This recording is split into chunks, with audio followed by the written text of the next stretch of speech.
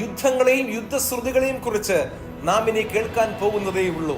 ഇപ്പോൾ നടന്നുകൊണ്ടിരിക്കുന്ന യുദ്ധം ലോകത്തിലെ ചില രാജ്യങ്ങളിലേക്ക് വ്യാപിക്കും. ഇസ്രായേലിന്റെ അയൽ രാജ്യങ്ങൾ എഴുന്നേറ്റ് വരും.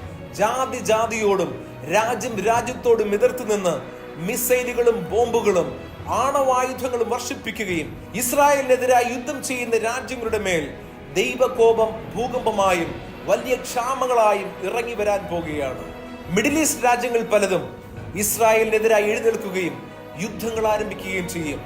അമേരിക്ക, ഓസ്ട്രേലിയ, UK പോലുള്ള യൂറോപ്യൻ രാജ്യങ്ങൾ ഇസ്രായേൽ രാജ്യത്തോട് ചേർന്ന് നിന്ന് പരസ്യമായും ഇന്ത്യയും ചൈനയും രഹസ്യമായി ഇസ്രായേൽ രാജ്യത്തോട് ചേർന്ന് നിന്ന് യുദ്ധം ചെയ്യുകയും ചെയ്യും.